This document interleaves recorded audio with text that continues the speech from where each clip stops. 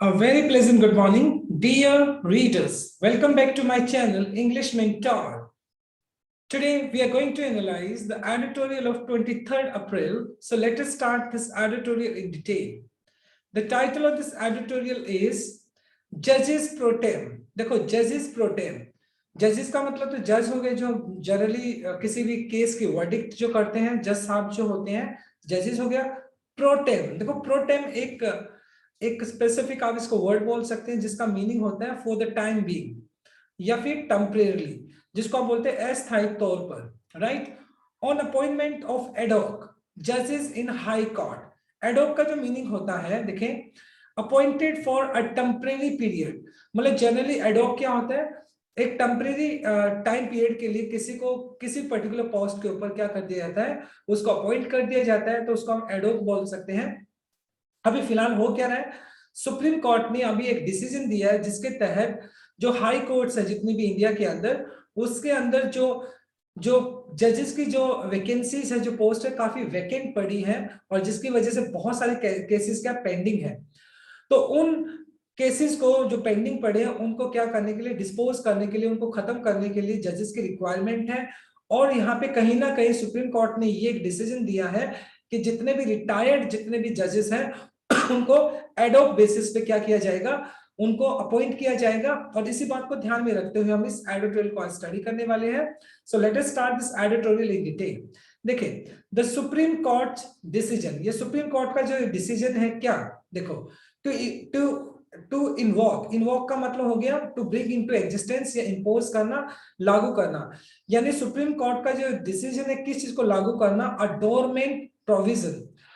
Dormant का मतलब होगा इनएक्टिव, मतलब बिल्कुल जो कि इनएक्टिव पड़ा है। प्रोविजन, प्रोविजन की अगर मैं बात करूं तो हमारे संविधान के अंदर बहुत सारे ऐसे एक्ट है, बहुत सारे ऐसे प्रोविजन है।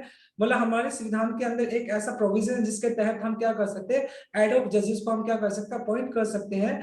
और वो जो पर्टिकुलर प्रोविजन है वो डोरमेंट पड़ा है, इनएक्टिव पड़ा है in the constitution to clear the way. और उस कॉन्स्टिट्यूशन का जो एक प्रोविजन उसके तहत क्या है, संविधान के तहत, टू क्लियर द वे, रास्ता साफ करना, for the appointment of the retired जजेस एज एडॉक जजेस to clear the mounting arrears.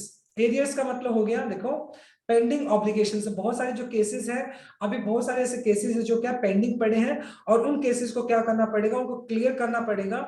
और हमारे हमारे जो कॉन्स्टिट्यूशन है उसके अंदर एक ऐसा प्रोविजन है जिसके तहत क्या कर सकते हैं, जो भी तरह के रास्ते के अंदर दिक्कतें आती है, जिससे कि जो रिटायर्ड जजेस हैं उनको एडॉक पे क्या किया जा सकता है, अपॉइंट किया जा सकता है। तो उसको क्या करना पड़ेगा, उस रास्ते को साफ करना पड़ेगा। और इसका पर्पस क्या है, टू माउंटिंग द एरियस, क्योंकि बहुत सारे जो माउंटिंग का मतलब बढ़ना होता है, बहुत ज्यादा राइजिंग कह सकते हो।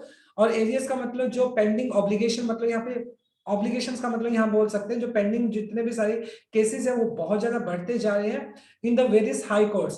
और हाई कोर्ट्स के अंदर बहुत सारे केसेस क्या बढ़ते जा रहे हैं। तो इसी बात को, उन केसेस को डिस्पोज करने के लिए सुप्रीम कोर्ट ने क्या किया है, अभी एक सुप्रीम कोर्ट ने एक डिसीजन दिया है जिसके तहत ये क्या किया जाएगा, जिसके तहत जो रिटायर्ड जजेस है उनको क्या किया जाएगा, अपॉइंट किया जाएगा एडॉक बेसिस के ऊपर। और ये जो सुप्रीम कोर्ट का डिसीजन है ना, इज एन इंडिक्टमेंट। देखो, इंडिक्टमेंट का मतलब होता है an accusation of wrongdoing. Accusation का मतलब होता है जब आप किसी पे ब्लेम करते हो, किसी पे आरोप लगाते हो। और सुप्रीम कोर्ट ने कहीं ना कहीं ये आरोप लगाया है of the extraordinary delay in filling up judicial vacancies. क्योंकि जो एक्स्ट्रा ऑर्डिनरी, क्योंकि इनमें बहुत सारी क्या होती है, डिले होती है। जो जुडिशरी, जो हमारा कानूनी जो व्यवस्था है उसके अंदर जो बहुत सारी वैकेंसीज होती है वो क्या रह जाती है, वैकेंट रह जाती है। जिसके तहत होता क्या है, जितने जो केसेस पेंडिंग पड़े हैं उनके ऊपर कोई जजेस ही नहीं होता उनकी वर्डिक्ट देने के लिए, उनकी सुनवाई करने के लिए। तो इसी बात को दूर करने के लिए सुप्रीम कोर्ट ने अब एक डिसीजन दिया है जिसके तहत क्या किया जाएगा, जितने भी रिटायर्ड जजेस हैं उनको क्या किया जाएगा, एडॉक बेसिस पर उनको अपॉइंट किया जाएगा। ये सुप्रीम कोर्ट का डिसीजन है। Whether the fault lies with the, अब बात ये है कि मतलब ये जो फॉल्ट है, कमी किसकी है, lies with the कॉलिजम सिस्टम और द सेंटर टार्डीनेस। देखो, कॉलिजम का मतलब था कमेटी। अब ये जो फॉल्ट है, ये जो फॉल्ट है वो जुडिशरी सिस्टम की वजह से है या सेंटर जो गवर्नमेंट है उसकी टार्डीनेस की वजह से। टार्डीनेस का मतलब हो गया वैसे इन आप बोल सकते हो पैसिवनेस, लेजीनेस। मतलब कहीं ना कहीं अब ये जो डिले चल रहा है, जो नंबर ऑफ जजेस मतलब बहुत कम अपॉइंट है, केसेस बहुत ज्यादा है। तो ये जो फॉल्ट है वो जुडिशरी सिस्टम का फॉल्ट है या सेंटर टार्डीनेस है। टार्डीनेस का मतलब हो गया यहाँ पर कहीं ना कहीं लेजीनेस बोल सकते हो, पैसिवनेस बोल सकते हो, कहीं ना कहीं सेंटर का जो पैसिवनेस है या लेजीनेस है उसका फॉल्ट है। There is little doubt, there's little doubt that unacceptable delay in the appointment process in recent time has caused huge vacancies in the high court। और मतलब इसमें कोई डाउट ही नहीं है, क्योंकि बहुत ज्यादा अनएक्सेप्टेबल क्या होता है, डिले होता है। हमारा जुडिशरी इतना ज्यादा स्लो है, एक केसेस मतलब क्या करता है बहुत सालों तक चलता है। और अभी फिलहाल अगर मैं बात करूं अपॉइंटमेंट को लेकर, जो हमारे जुडिशरी का जो जजेस को अपॉइंटमेंट होता है ये भी बहुत ज्यादा टाइम टेकिंग प्रोसेस है, जिसकी वजह से होता क्या है, has caused huge vacancies in the high court। और बहुत सारी जो वैकेंसीज है अभी हाई कोर्ट के अंदर वो क्या कर रही है, वैकेंट पड़ी है। हालांकि जजेस की कमी है उसके बाद भी वहां पर वैकेंसीज क्या पेंडिंग पड़ी है। तो उन वैकेंसीज को फिल करने के लिए क्या किया, सुप्रीम कोर्ट ने डिसीजन दिया है कि जो रिटायर्ड जजेस होंगे उनको एड ऑफ बेसिस पे रखा जाएगा। देयरफॉर इस वजह से it is definitely not welcome. Not welcome मतलब पॉजिटिव हो गया ना, नॉट वेलकम मतलब वेलकम। तो ये स्वागत करने वाली बात होगी that the court has chosen to activate article 224A of the constitution. देखो ये मैंने बोला था ना, डोरमेंट प्रोविजन किसके लिए बोला गया था, ये उसी प्रोविजन के लिए बोला गया था जिसके तहत सुप्रीम कोर्ट को इस बात का राइट है कि मतलब वो नंबर ऑफ जजेस को बढ़ा सकती है, अपॉइंट कर सकती है एड हॉक बेसिस पे।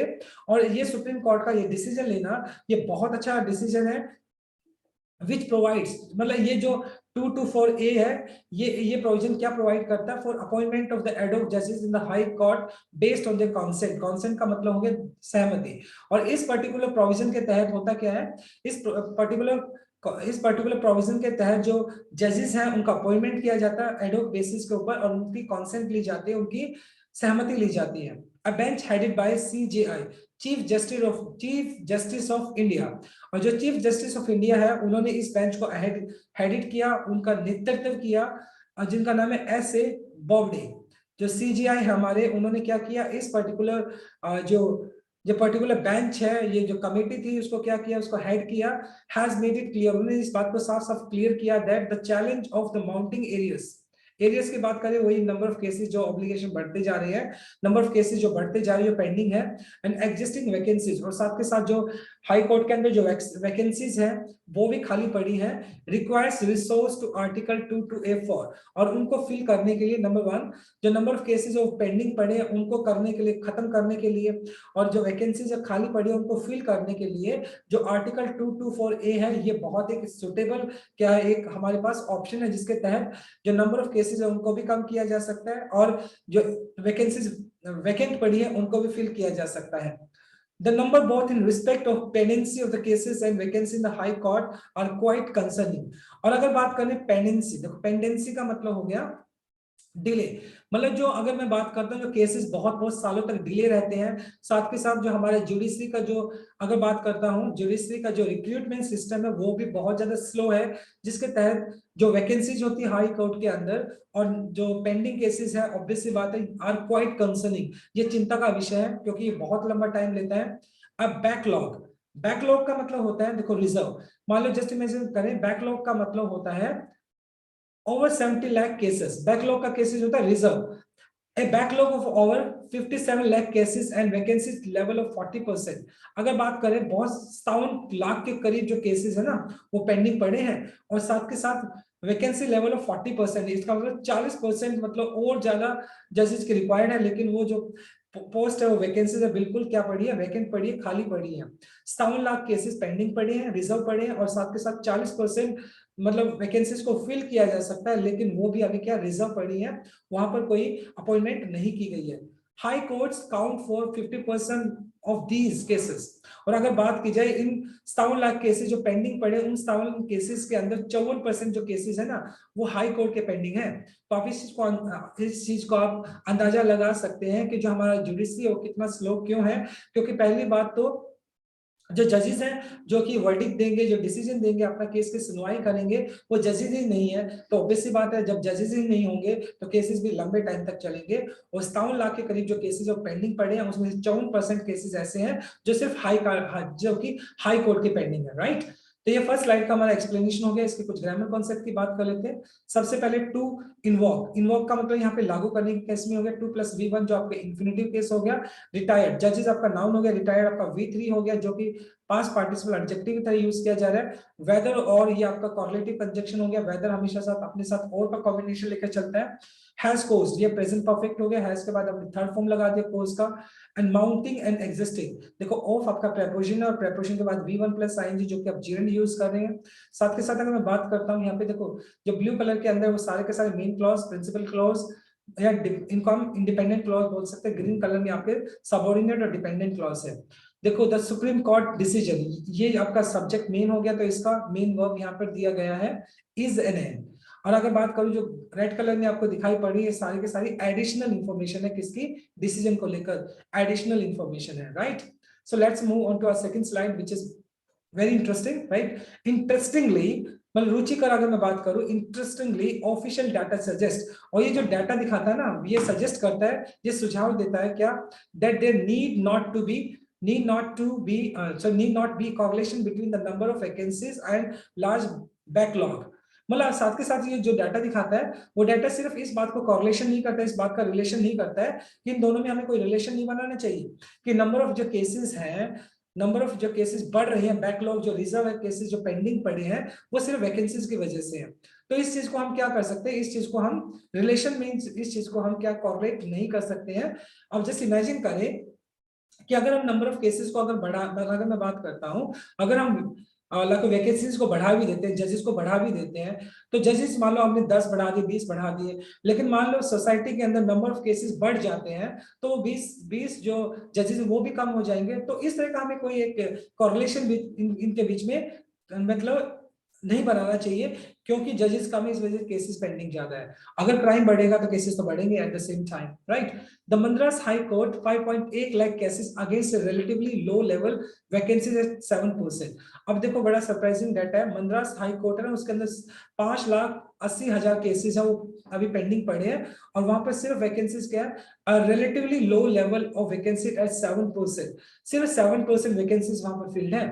as many as 40% of the post in the Calcutta High Court are vacant। और जहां तक बात की जाए 44% जो वैकेंसीज है हाई कोर्ट के अंदर वो कैलकाटा के अंदर वैकेंट पड़ी है। But the cases in the area stand to 2.7 lakh. लेकिन मतलब देखो यहाँ पे बताने की कोशिश की थी कि कैलकाटा के अंदर अगर मैं चल मद्रास के अंदर मैं बात करूं तो 5,08,000 केसेस अभी क्या पेंडिंग पड़े हैं, और जबकि 7% वहां पर अभी वैकेंसीज वैकेंट है। लेकिन अगर बात की जाए कैलकाटा के अंदर 44% क्या है वैकेंसीज खाली पड़ी है, और लेकिन वहां पर जो केसेस पेंडिंग है 2.7 लाख है। तो ये बताने की कोशिश की गई है, इसका मतलब ये नहीं है कि अगर आपकी वैकेंसीज ज्यादा होंगे तो नंबर ऑफ केसेस कम होंगे, ऐसा नहीं है। But the cases in the but cases in the area stand 2.7 lakh as the provision has been utilized only sparingly in the past। और ये जो प्रोविजन था कौन सी डोरमेंट प्रोविजन जिसको हम बोलते हैं 224A के जो एक प्रोविजन है जिसके तहत हम जो जजेस उनको हम एडोक बेसिस पर क्या कर सकते हैं अपॉइंट कर सकते हैं। इस प्रोविजन को बहुत ही स्प्रैंगली का मतलब हो गया आपका कैजुअली, इस प्रोविजन को हमेशा बड़े कैजुअली तरीके से ही इसको यूज किया गया पास्ट के अंदर, and for the limited purpose of disposing of particular kind of cases. और अभी तक कोई स्पेसिफिक केस होता था उन स्पेसिफिक केस को डिस्पोज करने के लिए, खत्म करने के लिए क्या करते थे हम इसको इस प्रोविजन का यूज करते थे। And the endeavour to appoint ad hoc जजेस will have to come with some guidelines. और अभी फिलहाल सुप्रीम कोर्ट ने ये जो डिसीजन लिया है, जो एंडेवर का मतलब है जो सुप्रीम कोर्ट की एफर्ट्स दिखा रही है कि अब जो कुछ जो रिटायर्ड जजेस होंगे उनको एडक बेसिस पे क्या किया जाएगा, उनको अपॉइंट किया जाएगा हाई कोर्ट्स के अंदर, have come with some guidelines, और कुछ गाइडलाइंस के साथ इनको क्या किया जाएगा, इनको फॉलो किया जाएगा। The court has made, court ने क्या किया, has made a beginning by directing। Court ने क्या किया, कुछ डायरेक्शन दी है क्या, the trigger point, ट्रिगर का मतलब है स्टिमुलेट करना, उकसाना, point for such an appointment will be when the vacancies go beyond 20%। देखो मतलब उन्होंने बोला कि इस तरह की जो है ना जब वैकेंसीज वैकेंट रहेंगी 20% से ऊपर मतलब वैकेंसीज वैकेंट हो जाएंगी, तब मतलब इस तरह का डिसीजन, तब मतलब एडोक बेसिस पे क्या किया जाएगा, अपॉइंट किया जाएगा। सेक्शन ऑफ स्ट्रेंथ, मतलब जब 20% से वैकेंसीज ज्यादा 20% से ज्यादा वैकेंसीज वैकेंट हो जाएगी तब मतलब क्या किया जाएगा, एडोक बेसिस पे जजेस को अपॉइंट किया जाएगा। और when 10% of the backlog of the pending cases, और मतलब या फिर 10% बैकलॉग, बैकलॉग का मतलब है जो केसेस रिजर्व है मतलब अगर वो 10% से ज्यादा हो जाते हैं और ओवर 5 ईयर्स, उनको 5 साल से ज्यादा का टाइम हो जाता है, तो उस केस में भी क्या किया जाएगा, उस केस में भी जो जजेस को एडोक बेसिस पर अपॉइंट किया जाएगा और उन केसेस को जल्दी से जल्दी डिस्पोज किया जाएगा, खत्म किया जाएगा। When cases in particular category are pending for over 5 years, और या फिर किसी एक स्पेसिफिक कैटेगरी के अंदर 5 सालों से बहुत सारे केसेस पेंडिंग पड़े हैं, और या फिर when the rate of disposal is slow, और मतलब डिस्पोजल का मतलब यहाँ पे खत्म करने की सेंस में है, और जिस तरीके से मतलब जो ये केसेस है उनको डिस्पोज करने में, उनको खत्म करने में अगर उसका रेट बहुत ज्यादा स्लो है, तभी क्या किया जाएगा, एडोक बेसिस पे जजेस को अपॉइंट किया जाएगा। Then the rate of institution fresh patient, institution का मतलब यहाँ पर हो गया मतलब जो केसेस नए नए केसेस आते हैं, अगर वो केसेस ज्यादा है लेकिन जो डिस्पोजल रेट है वो बहुत ज्यादा कम है, तो उस केसेस में क्या किया जाएगा, उस केसेस में भी जजेस को एडोक बेसिस पे अपॉइंट किया जाएगा। तो ये गाइडलाइंस थी जो सुप्रीम कोर्ट ने दी है, जिसके तहत एडोक बेसिस पे जजेस को अपॉइंट किया जाएगा, रिटायर्ड जजेस को अपॉइंट किया जाएगा टेम्परेरी टाइम के लिए। द बेंच, अब ये जो बेंच है किसने हेड की थी, सीजीआई जो हमारे हैं चीफ जस्टिस ऑफ इंडिया, उसने क्या किया, ruled that the current memorandum, memorandum का मतलब हो गया आपका रिटन डॉक्यूमेंट, ज्ञापन जिसको बोलते हैं, the procedure be also followed for appointing ad hoc जजेस। और ये सारा का सारा जो मेमोरेंडम है, जो एक लीगल रिटर्न दिया था, ये जो बेंच ने इसको क्या किया था, सुप्रीम कोर्ट के जो चीफ जस्टिस ऑफ इंडिया है, उन्होंने ये जो पूरा के पूरा एड्रेस किया था, उन्होंने एक ज्ञापन दिया जिसके तहत ये बोला गया कि जो एडोक बेसिस पे भी अगर जजों को अपॉइंट किया जाएगा तो ये सारी की सारी गाइडलाइंस को वहां पर फॉलो किया जाएगा, राइट। ये सेकंड स्लाइड का एक्सप्लेनेशन था। अब इसका कुछ ग्रामर कॉन्सेप्ट की बात करते हैं। दैट आपका प्लूरल होता है तो इसलिए हमने सजेस्ट यानी V1 प्रेजेंट इंडेफिनाइट यूज कर लिया आपने, साथ के साथ हैज बीन यूटिलाइज, ये आपका पैसिव स्ट्रक्चर हो गया। प्रोविजन आपका सिंगुलर था तो इसलिए आपने हैज यूज कर लिया, उसके बाद बी प्लस थर्ड फॉर्म आपने यूज कर लिया।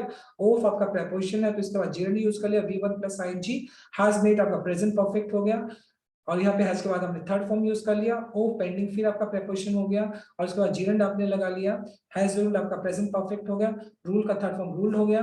बी आल्सो फॉलोड, तो ये आपका हो गया आपका पैसिव स्ट्रक्चर। बी के बाद थर्ड फॉर्म आपने यूज कर लिया। ब्लू कलर में आपके मेन क्लॉज, प्रिंसिपल क्लॉज है, इंडिपेंडेंट क्लॉज है। ग्रीन कलर में आपके सबऑर्डिनेट और डिपेंडेंट क्लॉज है। Let's move on to our last slide. देखते हैं अ प्रोसेस इनिशिएटेड, इनिशिएट का मतलब स्टार्ट करना, मतलब ये प्रोसेस मतलब जो चीफ जस्टिस ऑफ इंडिया ने क्या किया, स्टार्ट किया है, और फिर हाई कोर्ट के लिए जो प्रोसेस स्टार्ट किया है, जिसमें जो जजेस को क्या किया जाएगा, एडोक बेसिस पे लगाया जाएगा with A suggested tenure of 2 और 3 इयर्स। और मतलब स्टार्टिंग में उन जजेस को कितने साल के लिए लगाया जाएगा, टेन्योर का मतलब हो गया आपका टर्म ऑफ ऑफिस, जिस पर्टिकुलर टाइम पीरियड तक वो जजेस एडोक बेसिस पे काम करेंगे वो 2 या 3 साल तक वो काम करेंगे। And the court has clarified, और कोर्ट ने इस बात को साफ साफ भी बताया है that this is a transitory methodology. Transitory का मतलब हो गया टेम्परेरी, शॉर्ट लिव, और ये जो पर्टिकुलर प्रोविजन किया गया है ये शॉर्ट टर्म है, मतलब शॉर्ट लिव्ड है, परमानेंट नहीं है बल्कि टेम्परेरी है। And does not constrain the regular appointment, और इससे मतलब जो कॉन्स्ट्रेन का मतलब यहाँ पर रोकने के सेंस में कंट्रोल है the regular appointment of process. और जो मतलब जुडिशरी का जो एक रेगुलर अपॉइंटमेंट का जो प्रोसेस होता है, इससे एडोक बेसिस से उसके ऊपर कोई इफेक्ट नहीं आना है कि मान लो अगर आप एडोक बेसिस के ऊपर आप जजेस को अपॉइंट कर लोगे तो जो रेगुलर बेसिस पे अपॉइंटमेंट होता है उसमें बहुत ज्यादा डिस्टर्बेंस आएगी, ऐसा कुछ नहीं होने वाला है। द गवर्नमेंट, जहां तक सरकार की बात है, which did not oppose to proposal, और जहां तक गवर्नमेंट की बात है, गवर्नमेंट से इस बात का पता चलता है कि वो इस प्रपोजल को अपोज नहीं कर रही है, बट वांटेड, गवर्नमेंट चाहती है vacancies to be filled up fast, लेकिन गवर्नमेंट क्या चाहती है, इन वैकेंसी को जल्दी से जल्दी फिल किया जाए, भरा जाए। Would well to do expedite the regular appointment process, जिससे क्या होगा, अगर गवर्नमेंट क्या करे, the government would do well, अच्छा काम करेगी, टू एक्सपेडाइट का मतलब है हैस्टन करना, जल्दबाजी करना, to the regular appointment process from its end, जिसे क्या करेगी सरकार, क्या करेगी अपने एंड के ऊपर जो अपॉइंटमेंट करना है उसको वो थोड़ा जल्दी एक्सपेडाइट कर पाएगी, उसको हैस्टन कर पाएगी, और उस प्रोसेस को थोड़ा जल्दी कर पाएगी। And give up its propensity, and give up का मतलब त्याग हो गया इट्स प्रोम्पेंसिटी का मतलब हो गया टेंडेंसी, और जो उसकी जो एक मतलब अगर बात करते हैं propensity to hold back some recommendation selectively, और मतलब वो होल्ड बैक, रोक लेना। अब जनरली क्या होता है, सरकार अगर रिकमेंडेशन का वेट करती है, कोई रिकमेंडेशन करेगा तो सरकार क्या करती है, रिकमेंडेशन के हिसाब से अपॉइंट किया जाता है। तो अगर सर मतलब क्या करते हैं, अगर मतलब सुप्रीम कोर्ट क्या करती है, मतलब कि नंबर ऑफ जो रिटायर्ड जजेस है उसका अपॉइंटमेंट करती है, तो कहीं ना कहीं सरकार के लिए भी थोड़ा आसान होगा जिससे कि मतलब वो इस पर्टिकुलर जो प्रोसेस है अपॉइंटमेंट का उसको एक्सपीडाइट कर पाएगी, उसको थोड़ा क्या कर पाएगी, जल्दी कर पाएगी। As far for the judiciary, और जहां तक जुडिशरी का बात है, कानूनी हमारा जो कानूनी जो व्यवस्था है उस तक की बात है, जुडिशरी जो हमारी कानूनी संस्था है उसकी बात है, इट शुड इंश्योर दैट, हमारी जुडिशरी को इस बात को इंश्योर करना चाहिए ओनली रिटायर्ड जजेस विल एक्सपीरियंस, और जो सिर्फ रिटायर्ड जजेस जिनको एक्सपीरियंस है and expertise are offered to temporary positions, सिर्फ उन्हीं को क्या किया जाएगा जो एक्सपर्टाइज है। एक्सपर्टाइज का मतलब एक्सपर्टनेस, जो लोग एक्सपर्ट है जिनको एक्सपीरियंस है उन्हीं को ये जो एड ऑफ बेसिस की जो जॉब है अपॉइंटमेंट है वही उनको टेम्परेरी पोजीशंस के लिए क्या की जाएगी, उनको दी जाएगी। सिर्फ उन्हीं जजेस को जो एक्सपीरियंस्ड है, ये जिनको बहुत ज्यादा एक्सपर्ट है, उन्हीं को ये जो पर्टिकुलर एड ऑफ बेसिस के ऊपर जो अपॉइंटमेंट होना उनको ऑफर की जानी चाहिए। And there is no hint of favouritism, और कहीं ना कहीं जब आप एड ऑफ बेसिस के ऊपर अपॉइंटमेंट कर रहे हैं तो इसके अंदर कोई फेवरेटिज्म नहीं होना चाहिए और किसी भी तरह का डिस्क्रिमिनेशन नहीं होना चाहिए, राइट। तो ये आज का बहुत ही इंटरेस्टिंग आर्टिकल था, आई एक्चुअली बिलीव आपको ये समझ में आ गया है। चलो लास्ट स्लाइड के कुछ ग्रामर कॉन्सेप्ट की बात कर लेते हैं। सबसे पहले सजेस्टेड, देखो यहाँ पे टेन्योर आपका नाउन हो गया तो सजेस्टेड आपका V3 जो कि पास्ट पार्टिसिपल एडजेक्टिव की तरह काम कर रहा है। साथ के साथ टू एक्सपीडाइट अगर बात करता हूं तो ये आपका 2+V1 इन्फिनिटिव केस हो गया। जजेस आपका नाउन हो गया तो रिटायर्ड आपका V3 जो कि पास्ट पार्टिसिपल एडजेक्टिव की तरह काम कर रहा है। आर ऑफ वर्ड आपका पैसिव स्ट्रक्चर हो गया। जो ब्लू कलर में दिखाई पड़े आपके मेन क्लॉज, प्रिंसिपल क्लॉज या आप इंडिपेंडेंट क्लॉज बोल सकते हैं। ग्रीन कलर में आपके सबऑर्डिनेट और डिपेंडेंट क्लॉज है। पर्पल कलर में आपका फ्रेज हो गया। Let's move on to our next slide. अब बात कर लेते हैं रिविजन की। देखो डोरमेंट का जो मीनिंग होता है इनएक्टिव, कोई चीज बहुत ज्यादा इनएक्टिव हो जाती है तो उसको आप डोरमेंट बोल सकते हैं। पेडेंसी का मतलब होता है डिले, मतलब पेडेंसी का मतलब डिले हो गया आपका, कोई चीज बहुत ज्यादा डिले करती है। इंडेवर का मतलब होता है एफर्ट्स, जब आप एफर्ट्स की बात करते हैं। और एक्सपीडाइट का मतलब होता है हैस्टल, किसी चीज को जल्दबाजी करना। प्रोपेंसिटी का मतलब होता है टेंडेंसी, जिसको आप प्रवृत्ति बोलते हैं, right. Let's move on to our next slide which is based on common errors. अब कॉमन एरर्स की बात कर लेते हैं। There is a little doubt, इसमें कोई संदेह नहीं है, but the unacceptable delay in appointment process in recent time have caused huge vacancies in high court. देखिए there is little doubt अब बात देखो that the unacceptable delay in appointment process in recent time, unacceptable delay, अब delay देखो यहाँ पर क्या है, delay आपका अनकाउंटेबल नाउन है जो कि सिंगुलर है, तो यहाँ पे वर्ब भी सिंगुलर आना चाहिए, तो हैज आ जाएगा, यहाँ पे हैज caused हो जाएगा। नेक्स्ट देख लेते हैं। A bench headed by CGI S. Bobday has made it clear that the challenge of mounting areas and exist vacancies require resource to electrical। देखो यहाँ पर ऑफ के बाद आपने V1 plus ing mounting use किया है, तो यहाँ पर भी आपको देखो एंड दिया, इसके बाद भी एग्जिस्टिंग आना चाहिए, क्योंकि यहाँ पे वर्ब भी आपका ऑफ के बाद ही यूज किया जा रहा है, तो एग्जिस्टिंग आना चाहिए। The bench has ruled that the current memorandum of procedure be also followed for appointing ad hoc judges, a process initiated by the judges of High Court with a suggested tenure of 2 or 3 years। अब ध्यान से देखते हैं sentence को हम। देखो first part में B follow नहीं बी फॉलोड आना चाहिए, क्योंकि पैसिव स्ट्रक्चर यूज करोगे, बी के बाद अब थर्ड फॉर्म यूज करते हैं तो बी फॉलोड आना चाहिए। It should ensure that only retired judges with experience and expertise are offered the temporary position and there is no hint of favoritism। देखो अगर बात करता हूँ, जजेस आपका नाउन हो गया और रिटायर भी आपका नाउन हो गया, कहीं ना कहीं रिटायर वर्ब भी होता है, लेकिन यहाँ पे तो आपको एडजेक्टिव चाहिए, तो रिटायर्ड होना चाहिए, क्या होना चाहिए, एडजेक्टिव रिटायर्ड जजेस हो गए यहाँ पर। क्लियर, ये आपका फोर्थ था। Let's move on to our last slide, which is based on idioms and one substitute word। सबसे पहले बोलता हूँ to bell the cat, बिल्ली के गले में घंटी बांधना, जिसका मतलब होता है टू फेस द रिस्क, मतलब चैलेंज को सामना करना, रिस्क को सामना करना। You will have to bell the cat to get your leave section from your boss, मतलब अगर आपको अपने बॉस से अपनी जो लीव है उसको सैंक्शन कराना है, ग्रांट कराना है, तो आपको you will have to bell the cat, तुम्हें रिस्क को फेस करना पड़ेगा, तुम्हें बिल्ली के गले में घंटी बांधनी पड़ेगी। अ क्लोज शेव का मतलब होता है नैरो एस्केप, जब आप बाल बाल बचते हो। He got a close shave in an accident, वो बाल बाल बच गया एक्सीडेंट के अंदर। क्लोज शेव का मतलब होता है narrow escape. To beat about the bush, देखो to beat about the bush का मतलब होता है इधर उधर की बातें करना, बेतुकी बातें करना, टॉक इररिलेवेंटली, बेतुकी बातें करना। He was beating about the Bush while attending the meeting, यानी मीटिंग के दौरान वो क्या कर रहा था, बेतुकी बातें कर रहा था। क्लियर, तो ये हमारे इडियम्स रहे। अब बात कर लेते हैं वन सब्स्टिट्यूट वर्ड की। सबसे पहले आता है साइकोफेंट। साइकोफेंट का जो मीनिंग होता है, a person who tries to please someone in order to get personal advantage. जो मतलब खुद के पर्सनल एडवांटेज के लिए दूसरे लोगों को प्लीज करता है, दूसरे लोगों को खुश करता है, चापलूस टाइप का जिसको आप बोल सकते हैं, वो साइकोफेंट होता है, साइकोफेंट। ओके, सिएस्टा का मतलब होता है पीरियड ऑफ रेस्ट और sleep taken in early afternoon. Afternoon में जब आप थोड़े टाइम के लिए झपकी लेते हो उसको सिएस्टा बोल सकते हैं। क्या बोल सकते हैं? सिएस्टा। फिर आता है प्रोडिगल। प्रोडिगल का मीनिंग होता है one who spend much money, one money recklessly, जिसको आप स्पेंड थ्रिफ्ट भी बोलते हैं। और स्पेंड थ्रिफ्ट का मतलब भी होता है जो इंसान बहुत ज्यादा पैसा खर्चता हो उसको हम क्या बोल सकते हैं? प्रोडिजल भी बोल सकते हैं। प्रोडिजल एक ऐसा इंसान जो बहुत सारा पैसा खर्चता हो उसको हम प्रोडिजल बोल सकते हैं, प्रोडिगल, सॉरी प्रोडिगल बोलते हैं उसको, prodigal, right? So this is all about from this particular article, my dear students. Thanks for watching it. Please do like, share, comment, and subscribe to my channel. So tomorrow I'll come with another article. Till then, bye bye. Take care and have a nice day.